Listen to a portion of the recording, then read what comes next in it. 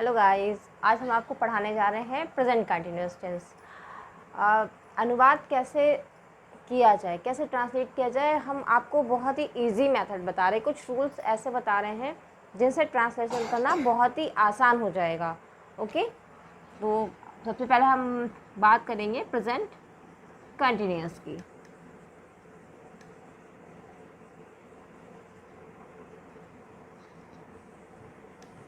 ये present tense का second part है। प्रेजेंट टेंस का फर्स्ट पार्ट होता है प्रेजेंट इंडेफिनिट और सेकेंड पार्ट है प्रेजेंट कंटिन्यूअस। कंटिन्यू मीन्स कोई चीज़ जारी रहना, और प्रेजेंट कंटिन्यूअस का मतलब है कोई भी चीज़ वर्तमान में या कोई भी काम वर्तमान में जो जारी रहता है वो प्रेजेंट कंटिन्यूअस टेंस में आता है। अब आपका क्वेश्चन है कि प्रेजेंट कंटिन्यूअस सेंटेंस जो होते हैं उनको कैसे पहचानेंगे कि कौन सा सेंटेंस प्रेजेंट कंटिन्यूअस का है। तो इसके लिए क्या करना होगा आपको, जो भी आपके सेंटेंस होते हैं इनके लास्ट में रहा है, रही है और रहे हैं होता है। अगर हम हिंदी की बात करें तो हिंदी के जो भी सेंटेंस होंगे इनके लास्ट में रहा है, रही है, रहे हैं आएगा, वो आपके प्रेजेंट कंटिन्यूअस में होंगे। अब एक और बात मैं यहाँ पे बताना चाहूँगी, प्रेजेंट परफेक्ट कंटिन्यूअस में भी रहा है, रही है होता है, लेकिन प्रेजेंट कंटिन्यूअस में कोई टाइम की वैल्यूएशन नहीं होती है, कोई टाइम नहीं होता है। जबकि प्रेजेंट परफेक्ट कंटिन्यूअस में रहा है, रही है, रहे हैं तो आता है, लेकिन इसके साथ टाइम भी होता है। और इसमें प्रेजेंट कंटिन्यूअस की बात करें तो रहा है, रही है, रहे हैं होता है, लेकिन इसमें टाइम नहीं होता है। तो ये प्रेजेंट कंटिन्यूअस है।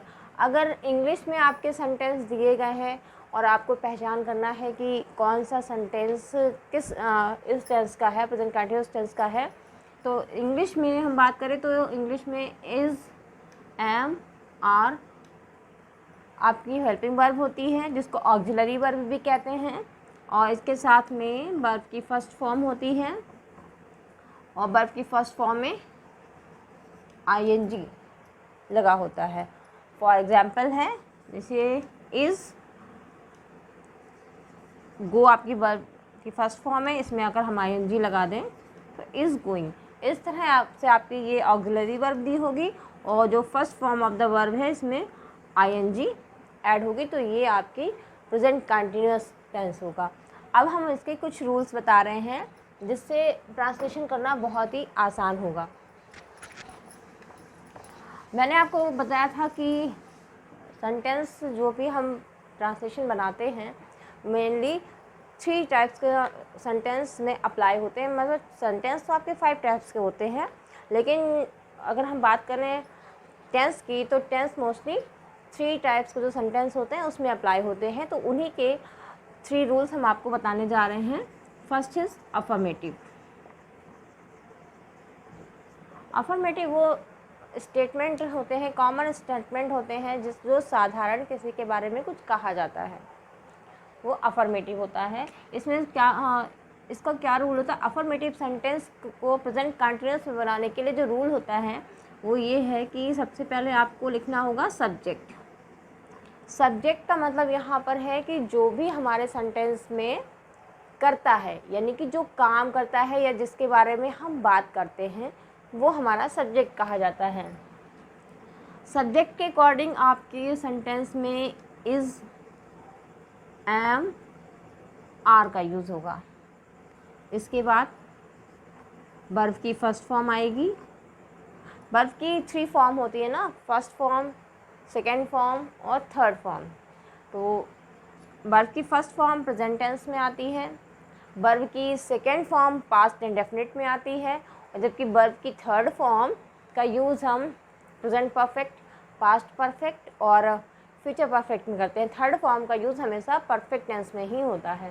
तो ये इसमें वर्ब की फर्स्ट फॉर्म का यूज़ करेंगे, और वर्ब की फर्स्ट फॉर्म में हम आईएनजी को ऐड करेंगे।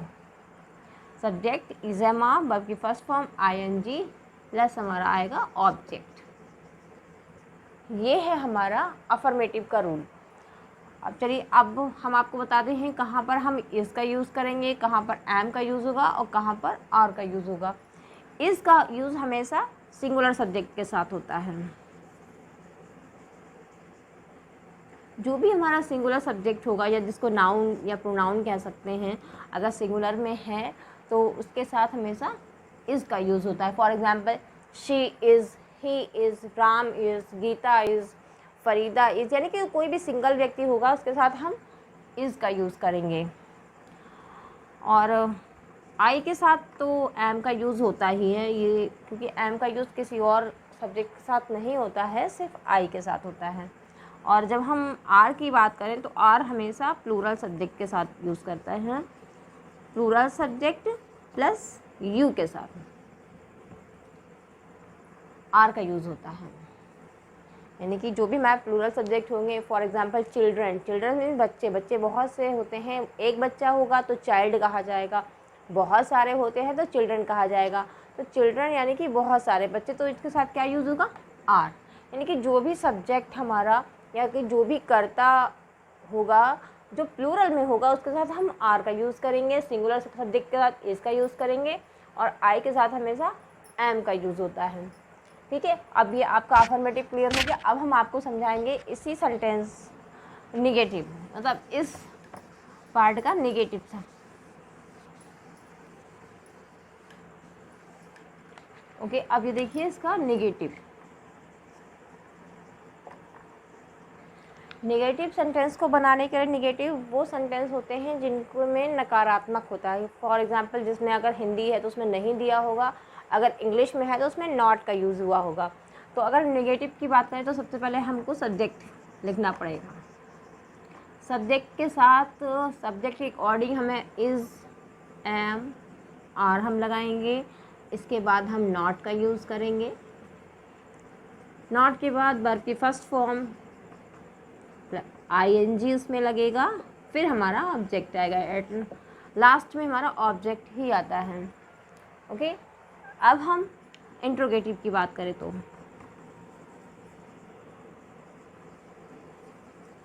इंट्रोगेटिव प्रश्नवाचक सेंटेंस होते हैं, यानी कि जिसमें क्वेश्चन पूछा जाता है। तो इसमें सबसे पहले क्या करते हैं, अगर हमारा क्वेश्चन ऐसा है जिसका आंसर हम यस या नो में दे सकते हैं, तो हमें इसमें जो हमारी ऑक्सिलरी वर्ब है या जिसको हम हेल्पिंग वर्ब कहते हैं, हम इसको ही आगे लिख देंगे, हमारा क्वेश्चन बन जाएगा। लेकिन अगर क्वेश्चन में हमें रीज़न देना पड़ता है तो हमें क्वेश्चन वर्ड आगे लिखना पड़ता है। चलिए हम अभी इसका एग्जाम्पल भी आपको बताएंगे। तो इंट्रोगेटिव बनाने से पहले सबसे पहले क्या करना होगा, हमारा जो क्वेश्चन वर्ड होगा वो हम लिखेंगे। उसके बाद हमें इज़, एम, आर का यूज़ करना है। इसमें यहाँ पे ये ध्यान देने की बात है, अगर मैंने अभी आपको बताया अगर हमें रीज़न देना पड़ता है, जैसे कि है राम बाज़ार जा रहा है, ये आपका सिंपल सेंटेंस हो गया अफर्मेटिव का। क्या राम बाज़ार जाता है, तो इसका आंसर हम हाँ या ना में दे सकते हैं, हाँ या नहीं जा रहा है तो नहीं। तो हमें जब हमें सिर्फ यस या नो में आंसर दे सकते हैं तो हमें सिर्फ हेल्पिंग वर्ब को आगे के लिए लगाने की ज़रूरत पड़ती है, क्वेश्चन वर्ड को हम नहीं लगाते हैं। लेकिन जब हमें रीज़न देना पड़ता है, फॉर एग्जांपल राम बाज़ार क्यों जा रहा है, तो हमें इसमें रीज़न देना पड़ेगा कि राम बाज़ार फल खरीदने जा रहा है या सब्ज़ी खरीदने जा रहा है या कोई भी चीज़ लेने जा रहा है, तो हमें रीज़न देना पड़ता है। तो उसके लिए हमें क्वेश्चन वर्ड यानी कि क्यों का जो क्वेश्चन वर्ड है वाई, वो यूज़ करना पड़ेगा। वाई के बाद हमें इज़, एम, आर सब्जेक्ट के अकॉर्डिंग लगाना पड़ता है। तो question word is, am, are, फिर आपका आएगा सब्जेक्ट। इसके बाद आपकी वर्ब की फर्स्ट फॉर्म, इसमें ING लगेगा और फिर आपका ऑब्जेक्ट आएगा। ओके, अब ये तो रूल्स हो गए अफर्मेटिव, निगेटिव और इंट्रोगेटिव। अब हम इसका एक एग्जाम्पल आपको अफर्मेटिव, निगेटिव और इंट्रोगेटिव का एग्जाम्पल आपको बताएंगे।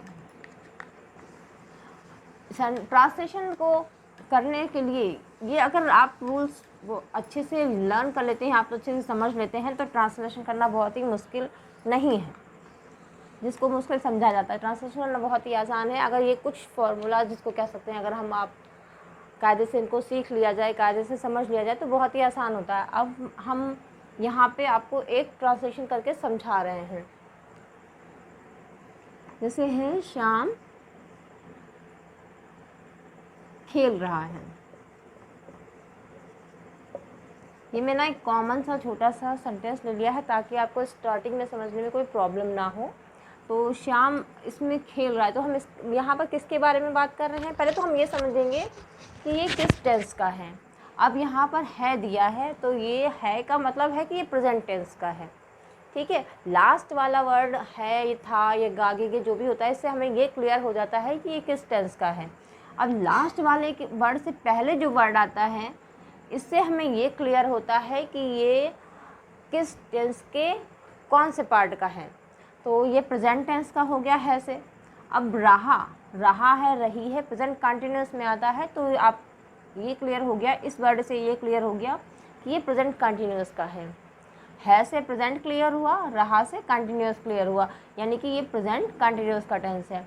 अब ये टेंस क्लियर होने के बाद अब हमको ये पहचानना होगा कि ये सेंटेंस कौन सा है, अफर्मेटिव है या नेगेटिव है या इंट्रोगेटिव है। इंट्रोगेटिव में प्रश्न पूछा जाता है, यानी कि जिसका आंसर हमको देना पड़ता है, और इसकी पहचान होती है क्वेश्चन मार्क। इंट्रोगेटिव की पहचान होती है क्वेश्चन मार्क। और नेगेटिव की बात करें तो नेगेटिव में अगर हिंदी में है तो उसमें नहीं दिया होगा, अगर इंग्लिश में सेंटेंस है आपको तो उसमें नॉट का यूज़ होगा। तो इसमें ना तो क्वेश्चन मार्क है और ना ही नहीं का यूज़ हुआ है। तो ये कौन सा सेंटेंस हुआ आपका? अफर्मेटिव। अफर्मेटिव का रूल है कि सबसे पहले हम सब्जेक्ट को लिखते हैं। तो यहाँ पे हम किसके बारे में बात कर रहे हैं? खेल रहा है, कौन खेल रहा है? श्याम, यानी कि श्याम हमारा मेन सब्जेक्ट है। तो सबसे पहले हमको श्याम लिखना है। श्याम एक व्यक्ति है, यानी कि सिंगुलर पर्सन है, तो श्याम के साथ हमको इज़ का यूज़ करना पड़ेगा। श्याम इज़, श्याम क्या कर रहा है? अब वर्ब क्या है? खेलना।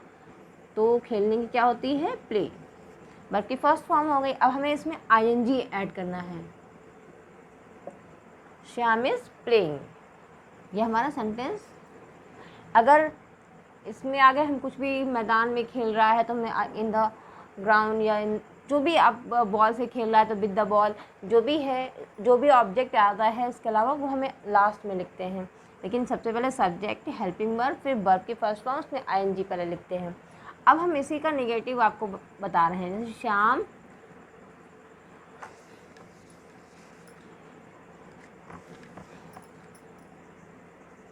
नहीं खेल रहा है।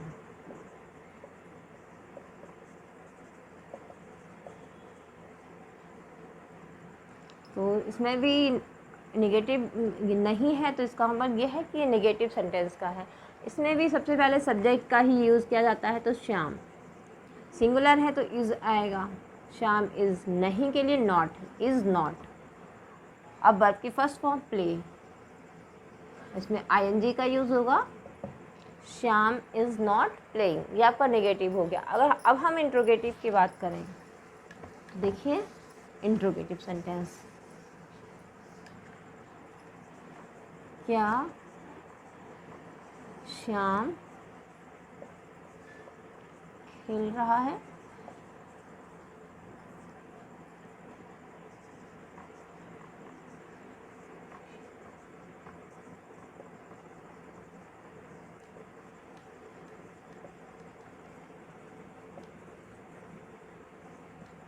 श्याम क्यों नहीं खेल रहा है? अब यहाँ पे मैंने दो सेंटेंस लिखे हुए हैं, क्या श्याम खेल रहा है, श्याम क्यों नहीं खेल रहा है। तो दो इंट्रोगेटिव सेंटेंस है, तो इसमें क्या डिफरेंस है?